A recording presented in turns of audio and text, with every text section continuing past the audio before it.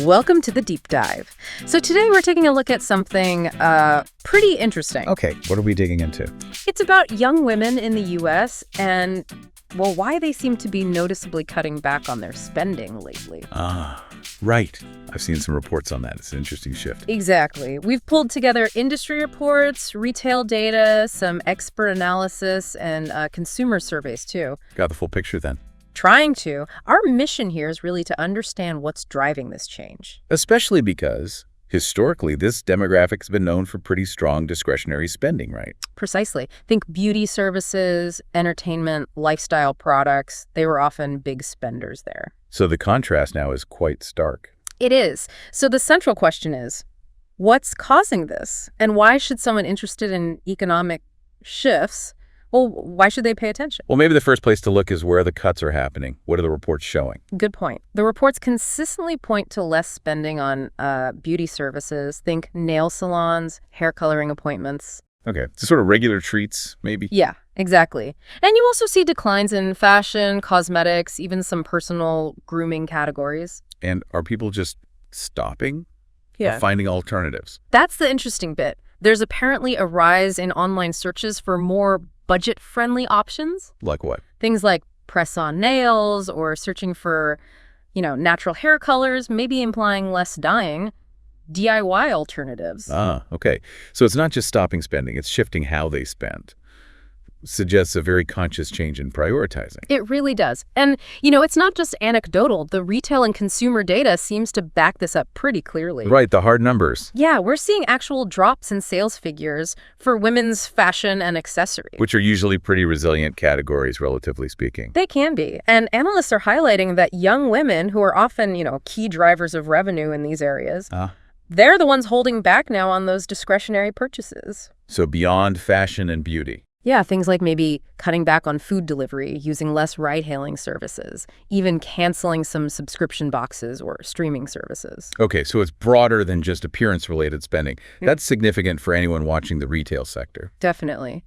So connecting this to the bigger economic picture, how are experts interpreting this pullback? Well, the dominant interpretation seems to be that it's tied to growing economic uncertainty. There's a definite sense of nervousness out there. Fear of a recession, maybe. That seems to be a major factor, yes. And some analyses suggest recent trade policy uncertainties might be amplifying those fears a bit. Okay. The argument often made is that this demographic, young women, can be particularly sensitive or responsive to economic headwinds. So they might be adjusting their spending habits earlier than other groups. That's the idea. Yeah. Acting as sort of an early indicator, anticipating potentially tougher economic times ahead for everyone. That's a really crucial point, because as retail strategists always emphasize, women generally are central to the clothing and, general merchandise markets. Absolutely. Their spending patterns have a huge impact. So if they start reducing their spending significantly, it really could signal a broader contraction in that discretionary spending we're talking about. Yeah, it ripples outwards. And I know some economists, particularly those focused on gender and family policy, they also highlight how young women often bear the brunt of economic stress, or at least react to it quickly. So their actions could genuinely be an early warning sign of a wider consumer slowdown, something for everyone to watch. Definitely. And this brings us to consumer sentiment overall, right? How are people feeling? Does the data support this cautious behavior? It seems to do just that. We've seen national confidence indices declining for several months now, consecutively. Falling short of market expectations, I believe. Yes, consistently falling short. And at the same time, there's been a sharp increase in inflation expectations, both short-term and, importantly, long-term. To levels we haven't seen in quite a while. To levels not seen in decades, according to some reports. So, yeah, people seem less optimistic about their financial future right now. Okay, so confidence is down, inflation worries are up.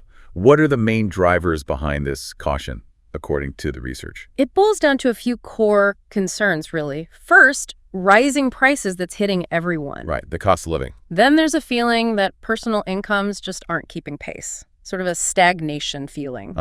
Wages not matching inflation. Exactly. And finally, weakening labor market prospects, or at least growing concern about job security. So prices up, income flat, job worries. That's a combination that would make anyone more financially conservative. Absolutely. It's leading households, and perhaps young women are just on the leading edge of this to tighten their belts. Makes sense. So wrapping this up then, the core message here seems to be this shift in spending we're seeing among young women in the U.S. It isn't just some minor blip or passing trend. No, it's being watched very closely. Yeah, as a potential early signal, a warning sign maybe of a wider economic weakening that could eventually affect everyone. Their spending habits, which were once a pretty reliable indicator of consumer confidence and willingness to spend, Right.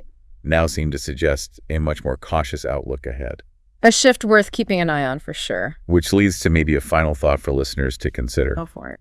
Think about how changes like this within specific demographic groups can sometimes act as these leading indicators, not just for retail, but across different sectors you might follow. Good point. Are there other consumer groups showing similar patterns right now? Well, that's the question to ask, isn't it? What other groups might be pulling back, maybe less visibly for now? And what could those subtle shifts be telling us about where the broader economy might be heading, maybe before it becomes obvious in the headline numbers? Something to definitely chew on, a lot to watch in the coming months.